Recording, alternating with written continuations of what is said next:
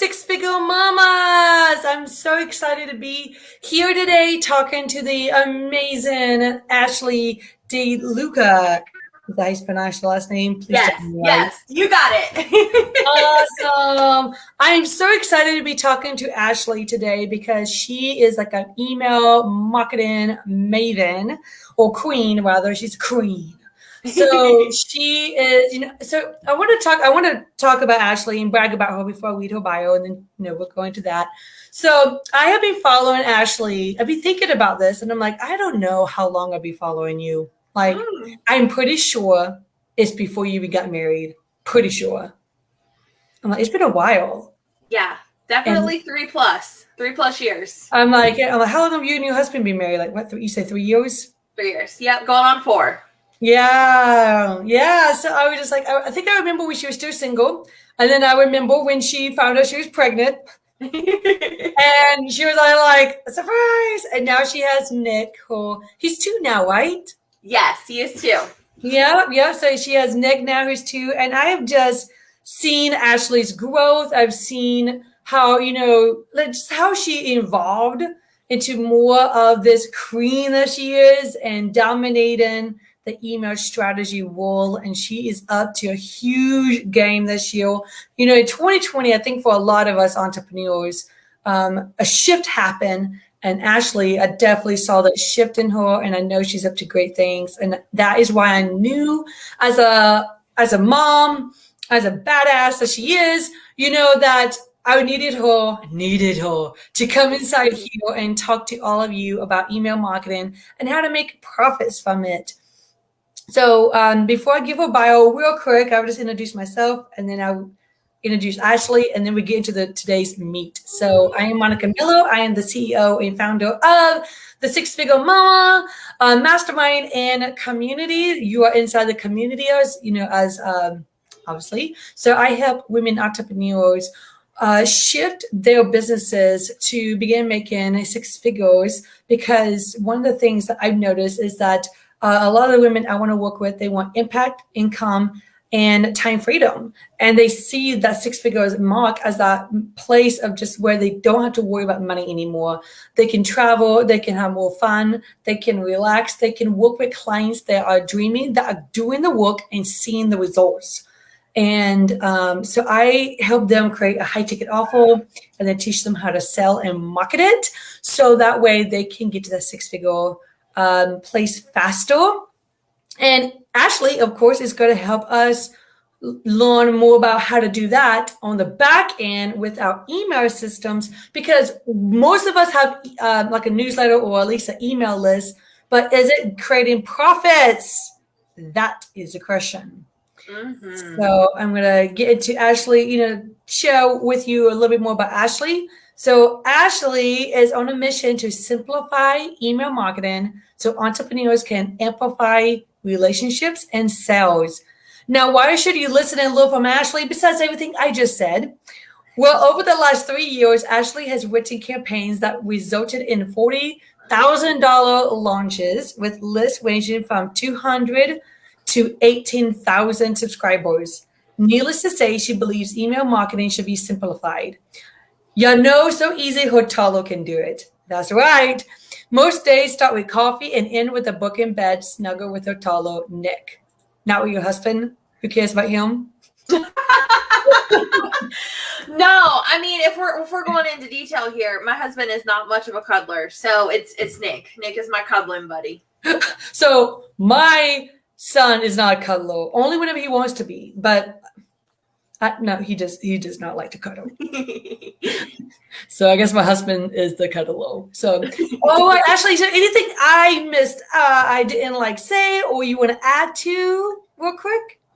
No, I just wanted to say I'm seriously so incredibly excited to be here with you guys. I am a huge fan of avocados and sea turtles and email marketing. And so if you guys have literally any questions, even if you're catching the replay, which definitely let us know if you are, definitely feel free to drop them down below. I'll be coming back into the group, and I'm more than happy to share any additional answers, questions, all of that really fun stuff with you guys today as well too. Yes. So let's go get started. So Why is email marketing so important to us entrepreneurs who are running? I mean, most of the people in here are coaches, consultants, experts, Yes. authors, speakers. So why is it so important for us to have an email list in the first place? Yeah, totally. So to kind of skip the normal, like, the gold is in the email list, like all the money's in the list and all that really fun stuff. Statistically speaking, email marketing actually converts 40% higher, or 40 times higher, or however you want to kind of put that percentage there, than social media. So we're thinking about all the time that we're spending on social media, on Facebook and Instagram, doing the things. And email marketing is literally the best way, in my personal opinion, to be able to create relevancy and build relationships. Because here's the thing, especially within the shift of, 2020, we're really looking for connection points. We're looking for people to relate to, especially with, our social lives being totally completely different than what they were, before. And so as we're creating that, we can create intentional journeys within email marketing to be able to really help people go on a custom journey from opt-in to offer to then fulfillment to raving fan and all that really fun stuff. Now, in terms of with like assets and business and all the things, Nick just brought me his shoes. Nice. He's like, I'm ready to go outside, Mom. Email marketing is a huge asset for your business. We're currently renting space on Facebook, even as we do this live here right now. We rent space. Oh, now he's bringing me my sandals. He's ready. We currently, he's like, yo, let's go. We're renting space, and so your email list is a complete asset of your own, just like your website is, especially if you host it or self-host it on WordPress. You can move that and go wherever it is that you want to go. And so honestly, at the end of the day, it's one of your top priority assets of your business, especially if you ever look to sell your business. It's part of that. And then also too, within the being able to create relevancy, being able to build relationships, it is literally the best way to be able to do so. Nice. I love how you just said that we are renting space because, a lot of people, I mean, myself included, I mean, I spend a lot of time on Facebook, even though like Facebook could be shut down tomorrow and I would have lost everything, but on an email list that listed mine because at least I could download all my contacts and set it up with another, email automation system later. Yep. So I love how you just brought that back to my attention because that is really important to remember. Yeah, I mean, I've seen it time and time again where, just that randomly as I'm scrolling through on Facebook or Instagram, someone's like, oh my gosh, I just lost my account. This is like my new account. Or, oh my gosh, I just totally I remember one gal, she got her entire Facebook shut down, everything within it, all the members, all the assets, everything, just like poof one day because of some copyright issue. And everyone was searching the name of the group and we're like, where's the group? What happened to the group? And then we had to go to her business page to find out that it just poofed in thin air. Facebook decided that it could not be no more. And so when I think about those things, I'm like, man, what are some places where you can really build your legacy? Where can you build your solid foundation? And email list, podcast, website, those are places that you own and have that content and assets for. Yeah. So let's talk about the struggles, because now that we know that, okay, we're renting space, we have assets, but how do we, what's some of the struggles that you feel like are the most common with entrepreneurs? Because, I mean, I know some of my clients, they've struggled in this. And, how do I, so we're just going to that. Yes, 100%. So there's a couple different things.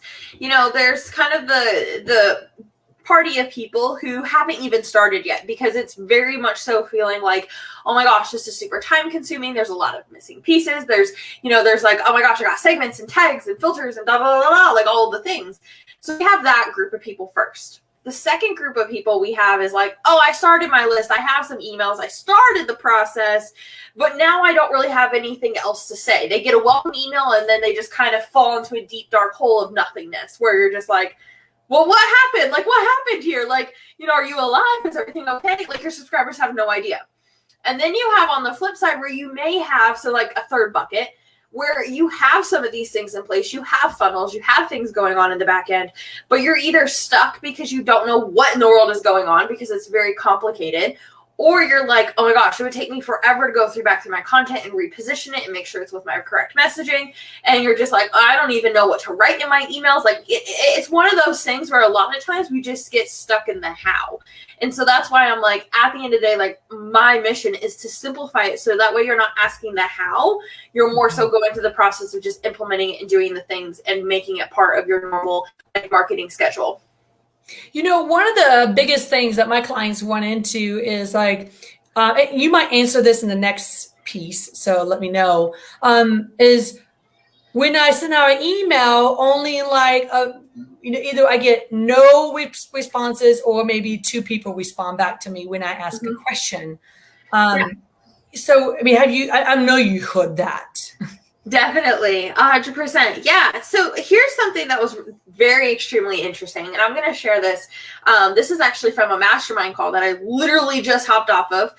In case you guys don't know, I'm in a mastermind with George Bryant. Totally life-changing, like super incredibly helpful. And one of the things we were talking about was like creating content and the intention behind that, right? So when we're writing emails, when we're creating videos, when we're writing content, what is the back intention of that? Is it, oh my gosh, I'm coming in because I want to sell? And you have more of that like egotistic energy of like, ooh, I'm going to make this about me and my offer and what I do. Or are you coming through and are you serving and selling and more so focusing on like, I'm just going to shine my light out into the world and whoever gets attracted to it comes to me, and more so like an energy perspective, like you're more than happy to radiate your energy. And the way this kind of transforms into replies is like, I send out emails where I don't get any replies. And that's totally okay, because I know that I'm still asking for that, right? And I think the biggest thing is that even if this isn't the right question, that doesn't mean I stop asking the questions. So, there's something like I'll tell you, I, have written, I don't even know how many emails at this point, lots of emails, and, specifically to my list. And, the replies, sometimes they trickle in. Sometimes there's like a lot of them. Sometimes there's only a couple of them. But if you just have to keep asking, you just have to keep showing up. You have to keep asking and really focusing more so on serving with that heart and serving by just shining your light and providing that back in. Because then, you don't have an attachment to the outcome of like, okay, well, I want 10 replies on this email. No, like my goal is for you to take that content and run with it and do the things with it. So it really, again, comes back to that, okay, what is the intention behind this in terms of with being able to shed your light? I love that. So talk to us about how to get started with a profitable email strategy. I am all about strategy. I'm all about like profits. So talk to us. Yeah, totally. Okay, so essentially, obviously, the very first thing is that we're going to start from start to finish. We have to have a platform. You have to have a home base. Gmail does not do the things. So make sure you have your home base of your platform. I personally recommend ConvertKit, depending on your business and your business needs. You can always send me a DM and we can figure out what the best platform is for you, because sometimes ConvertKit isn't the best platform. It may be ActiveCampaign or Klaviyo or, another one. So find your home base. The secondary thing you want to do is you want to have an idea of what funnels you need to have in place. So for some of my clients, it's very simple. We just have one opt-in, and then we have a nurture sequence, and then we have a fulfillment sequence. And those are the 3 main pieces that you need. You have to have a way to draw people in. You have to have a place for them to be nurtured, and then a place to be fulfilled to then go into the next offer. So essentially, it's very easy to just have those 3 sequences, but it does get confusing when you have 3 different opt-ins. You have a couple different nurture sequences because you're trying to nurture them into 6 different offers. So what I like to do first is figure out, what do I currently have? So what sequences do I currently have? And so this can be as simple as just, I don't have a blank piece of paper in front of me, but like taking a blank piece of paper and just mapping it out and writing out, okay, cool. So in my welcome sequence, I have email number 1. What is the primary thing that I'm talking about in email number 1? What is the call to action? And what is the current open and click rate? Now, until you get to about 100 subscribers within a funnel, usually I'm not necessarily looking at the open and click rates just yet. The reason why I like 100 is, 100 people, when I think about it, is a good chunk of people, right? And that's a good amount of people to kind of test and see, okay, is this resonating? Is this not resonating? This also allows for different sources. So it could be that, there's 100 people, like 20 came from your podcast, 20 came from a Facebook group live you did in another group, 20 could just come from your website. So it gives you the ability to also look at the sources of like, where are these people coming from too? And so you'll go through, get that all mapped out, know exactly what's going on in each of your funnels. Then the next step is, where are the holes? So within that kind of idea of having a welcome, nurture, fulfillment, within that, you could be like, ooh, I definitely do not have a nurture sequence because I just have the welcome and then that's it. It could be, ooh, I never even thought about doing a fulfillment. Like, cool, let's do a fulfillment sequence because I already have the other two pieces. So figure out which piece you need to work on next. If you have all three of those pieces, look at how you can take it a step further. How can you personalize it? How can you create more relevancy? How can you tweak these? Is there an email that you send out to your weekly email list that you can bring in that maybe a better content piece? Does it make sense for people to get that email at that current moment? That's usually the biggest thing, is timing and understanding, where are people at in their journey, and then providing that content based off of that. So that's a huge piece of it as well too. And then finally, we have like the weekly broadcast, which is your campaign side, and kind of planning out and understanding what are the flow of those. And so a lot of times it's, for me, I like to go off of Gary Vee's philosophy, a jab, jab, jab, right hook. So considering, okay, cool, awesome. So I'm going to send out 3 value-based emails and then 1 that's going to be, more so like promotional. And so that way you can start to plan, get things into action, and then have that sounding home base for you to be able to do the things. Yeah. So do you find that people actually go through the nurturing sequence? I just think about my own life and like how I don't read hardly any emails. So here's the thing. I'm just asking. Yeah, totally. No, nurture sequences work for a couple of reasons, but it all starts with expectations. So your welcome sequence, your number one goal in your welcome sequence should be for them to complete your opt-in. I know for me, I've downloaded 8 gazillion opt-ins and not finished any of them, right? So your goal is to get them through that first step. You want to walk them through that process. And so you want to hold them accountable to that. Your nurture sequence is supporting like resources, materials, content around helping them get to their after state. When you have a business that's very extremely clear in terms of with how you help people, in terms of with they start here and we're going here, like, you have a very solid path of like how you do that, it's so much easier to write a nurture sequence around and to be able to put that into a journey where you're actually sending emails that make sense. A lot of times emails get ignored. They don't get read because they're not relevant to you, right? You're getting emails about, having your first 1K month and you're like, well, I already hit 10K, so I don't even care about that. It could be that you're just like, well, I'm already in a program, so why am I receiving emails for a program that you're selling that I already purchased? So there's little things that you can do to, again, make yourself more relevant to your subscriber. But within that, you have to also earn that spot in their inbox. And that comes through being consistent. That comes from, again, providing actual relevant information that they care about and that is actually helpful and not full of fluff. And within that as well, too, it's all about establishing that relationship with the person on the other side. Yeah. Okay. Okay. So another random question that came up to me was, I just want to ask this. So would you recommend that every now and then, that you go through your email subscribers and you send out basically it is a personalized email to them. And, in like Gmail or wherever you do your email, your regular emails, and just check in on your audience as like a personal touch. Yeah, so I actually do this through my email marketing platform to send out to my entire list. And the reason why it works is because of the context and the way it's set up. So literally the way that I do it is I will literally just type in the subject line, hey, or, whatever it is, or just checking in or just thought of you. And then I will put in like, hey, first name, and then write the content out that will apply to everybody, making it so that way it's personalized enough, but also is broad enough that people are like, oh yeah, she actually totally means that. And then putting my name and then just hitting spacebar a couple times. So that way that bottom footer is down a little bit.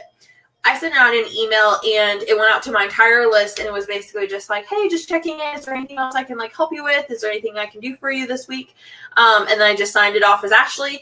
And my mentor reached out to me and was like, why did you send this email? You know that we do things in Slack. My best friend, texted me and was like, why'd you send that email to me? You should just text me, and people were, and I was like, well, like, look at the email again and you'll get it. And they were like, oh, and I was like, exactly, right? So you don't have to go through the whole process of putting them over into Gmail, because legally you have to have a way for people to unsubscribe. So within that, I just always ask that there's like another invitation within that. If I'm going to follow up with you via email, it'll be because you asked me to, or it'll be because of, a different relationship set. So like if you're on my podcast, I'm going to personally email you with your assets kind of thing. Otherwise, I'm just going to keep you in my email marketing container for GDPR purposes and all the legal stuff that comes along with that. So how do you keep your emails from getting, being sent to spam or in that promotion tab in Gmail? Is there anything that you can do to stop that? So there isn't necessarily like a cut dry list of like, do this, guaranteed results. But there are a couple things that you can do. First, limit the amount of like fancy text and graphics that you use within your emails. The less, the more. And a lot of people, there's a huge debate about this in the email community right now of like, do you do plain text or do you not do plain text? And I always go plain text because my personality is in my emails. I don't need to have the fancy graphics and stuff to be able to get that across. The secondary thing is you can use a tool called Glock Apps. Glock Apps is an awesome resource and way for you to be able to see what your deliverability looks like. Also to get your sender score, all of that really fun stuff. So if you hop over into my free Facebook group, Email Marketing Simplified, I have an exact tutorial on how to do it because it is a little bit confusing. It took me a hot second to figure it out. So I now teach others how to be able to run these reports to be able to get those results back, and they will come back with personalized results for you as opposed to me just giving you like generic advice. Okay. Yeah, make sure to put all the links in the comments after this so people can definitely follow up with you and join your your Facebook group and learn how to do that, because I think that's my biggest thing is I think my emails get sent to the promotion folder a lot, so people don't see it. And I'm like, well, how do I get it out of the promotion folder? Because I do have committed readers. Yep. But I want more committed readers. So how do I get my email from the promotion folder to their general inbox? Yeah, and the more that you can get them to reply, click on links, open your emails, those are all signs for the email providers like Gmail, Hotmail, all the things to be able to be like, ooh, this isn't like terrible email stuff. So it makes it a lot easier as well too. Okay, nice. All right, so what do you think would be some first steps that someone could take right now to improve and begin creating more profits in their emails? Yeah, so if you're currently not sending any emails out, get committed to doing at least once a week, once every other week, whatever that is. Pick your frequency and become committed to that, and tell your subscribers that you're committed to that. That would be the first thing. The second thing is that when you're writing emails, definitely clear the fluff. That is like something that is super incredibly important. When you're writing emails that are like 80 pages long, I know that's an exaggeration, but like super, super long emails don't get read because we're scrolling. We're just trying to find the good stuff. We want to know, what does this have to do about me? So make your email shorter and really focus on making sure you drive home one like call to action in each email. Again, there's a huge debate on like, oh my gosh, should we have 5 call to action or should we have 1 call to action? I like to keep things simple and just have 1 call to action per email, because then I know there's 1 expectation per email to be met. Yeah. So how about another big thing is like, I don't know what to write. And I love how you just said, I'll throw this out there, then I'll ask you. One thing that while you were talking, I'm like, man, I wrote a post yesterday, and I'm like, that might be a really good email to send out to my list. The one on like what you don't need versus what you do need in your business. Yeah. Okay, so what would you say to people who tell you, I don't know what to write? Yeah, so this is a question that was asked to me a long time ago that still rings true in my mind is what does my person need to hear from me right now? Like what can I share with them that's going to be helpful? So like when I think about it in this way, I think of like my ideal client as if they were sitting like right next to me. And if they were coming over to me and saying, you know, and they were having all these email things and I know I could help them, what would I say to them? What would I share with them? What is one tip? What is one resource? What is one thing that I could share with them that they would be like, oh my gosh, thank you so much. That was so helpful. Like that's where you want to kind of dive into. And even deeper, you can think about what are they thinking right now? My friend Ashley Mae Fernandez talks a lot about this with like creating, you know, shit, like and focusing on creating content to shift beliefs as opposed to just throwing tips at them. And I love doing that as well too, because, you know, at the end of the day, it's not necessarily that you need 80 more email tips in your life. You may need a couple to be able to get the ball rolling, but then within that, there's also those mindset issues that come along with that in all areas of business, regardless if you're doing email or social or coaching or consulting or whatever that may be. And so as we're working through that process, really just making sure that you're focusing on your person and what they could hear from you right now and what will be beneficial will like drastically change the game. Awesome. Ashley, I loved having you on. I knew it was going to be a great time. I knew you were going to deliver like some hot, juicy tips to help us all create our own, you know, queendom and empires with email marketing. So what, like, is there anything going on with you that you want us to know about and where can we find you? Yeah, totally. So you guys can obviously find me over in my free community, Email Marketing Simplified, here on Facebook. And I'm also super active on Instagram as well, too. So you can find me at Ashley K. Deluca. I share a lot of behind the scenes and just like random thoughts and all of the really good stuff. And you obviously see Nick as well, too, which I'm totally surprised he did not bomb our interview here today, but he's playing with a jar of mayo. So we're good. We're good. Jar of mayo.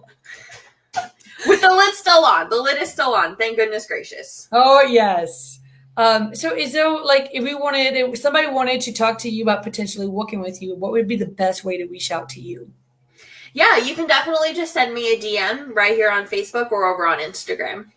Yeah. And Ashley, be sure to put all the links in, you know, the comments after we're done. And I, you know, just wanted to thank you so much for your time and thank you for all your knowledge that you have gleaned. And thank you for sharing. I really appreciate that. And I love your energy. I love what you're doing. And I just want to let you know that, you know, it's been a pleasure to follow you and to see your growth. And I cannot wait to see what big things you're going to be shifted into in 2021. Thank you so much for having me. It's been a blast.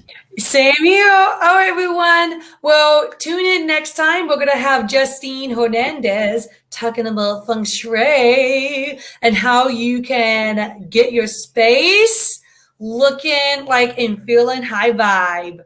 All right. Well, Ashley, thank you so much for being on today. And if you have any email questions, for those who are listening, please tag Ashley, ask her. She's happy to help. Always. All right. Well, you have a good day.